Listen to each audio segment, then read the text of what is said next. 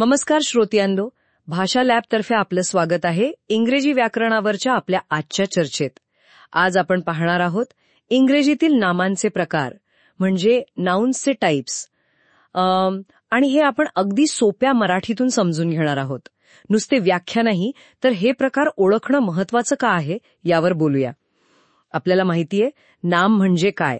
व्यक्ती, स्थळ, वस्तू किंवा अगदी कल्पनेचं नाव. पण यात बरीच विविधता आहे. चला तर मग खोलवर जाऊन पाहूया. पहिला प्रकार घेऊया, विशेष नाम म्हणजे प्रॉपर नाउन.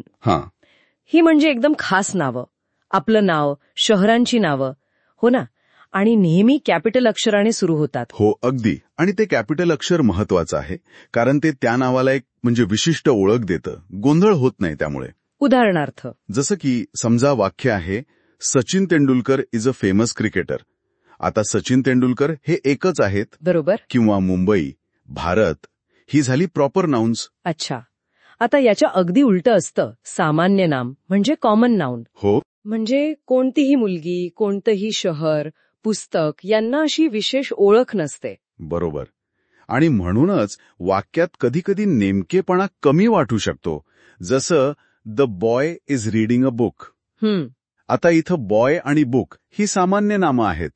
कोणता मुलगा, कोणतं पुस्तक हे कळत नाही. म्हणजे ती एका वर्गाबद्दल बोलतात. अगदी, एका क्लासबद्दल. हे झालं जे दिसतं किंवा मूर्त आहे त्याबद्दल.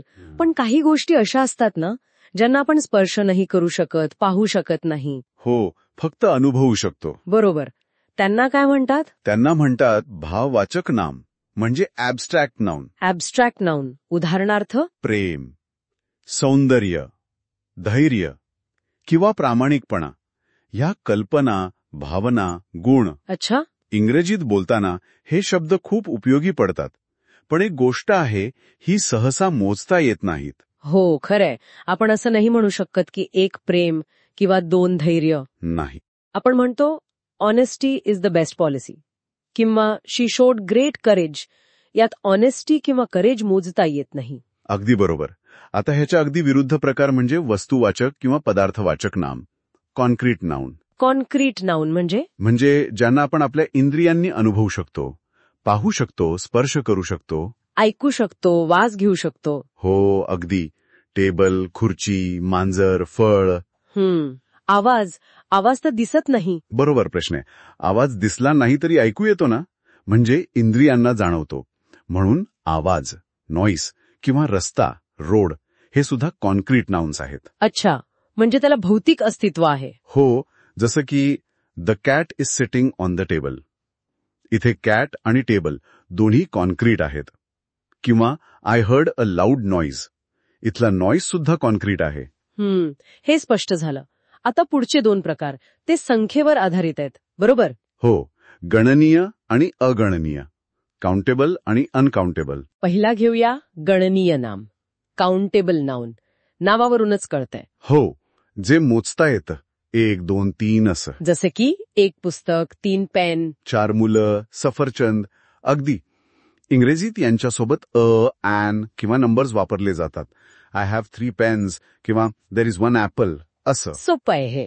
आणि मग राहिलं अगणनीय नाम, अनकाउंटेबल नाउन, जे आपण 1, 2, 3 असं मोजू शकत नाही. जसं की पाणी, दूध. बरोबर. पाणी, वॉटर, दूध, मिल्क, साखर, शुगर एवढंच नाही तर माहिती, इन्फॉर्मेशन, सल्ला, ॲडवाईज हे सुद्धा अनकाउंटेबल आहेत. अच्छा, माहिती आणि सल्ला सुद्धा. हो, कारण आपण 2 माहिती किंवा 3 सल्ले असं नाही म्हणत. आपण म्हणतो सम इन्फॉर्मेशन किंवा अ पीस ऑफ ॲडवाईज. हो, बरोबर. यांचं प्रमाण सांगावं लागतं. अगदी. किंवा मोजमाप, किलो, लिटर, चमचा असं काहीतरी. Please give me some water किंवा इन्फॉर्मेशन इज इम्पॉर्टंट. म्हणजे इथे सम वापरलंय. हो, आणि हे लक्षात ठेवणं खूप महत्वाचं आहे, कारण बरेच जण इथे चुकतात. इन्फॉर्मेशन्स, फर्निचर्स, ॲडवाइसेस असे शब्द वापरतात जे इंग्रजीत चुकीचे आहेत.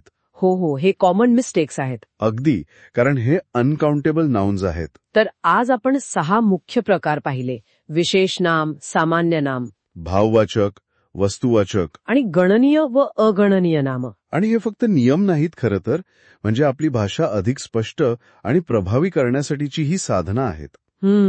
विचार करा की वाक्यात योग्य नाम वापरलं की आपला नेमका अर्थ समोरच्यापर्यंत पोहोचतो. संवाद किती सोपा होतो. अगदी बरोबर. नेमकेपणा येतो बोलण्यात आणि लिहिण्यात सुद्धा. नक्कीच. तर श्रोत्यांनो, जर आपल्याला इंग्रजी विषयासाठी आणखी मदत हवी असेल, मग ती ऑफलाईन ट्युशन असो किंवा ऑनलाईन, तर तुम्ही भाषा लॅबशी संपर्क साधू शकता. आमचा मोबाईल नंबर आहे +91 8657720901 आणि वेबसाईट आहे www.bhashalab.com. पुन्हा भेटूया पुढच्या भागात.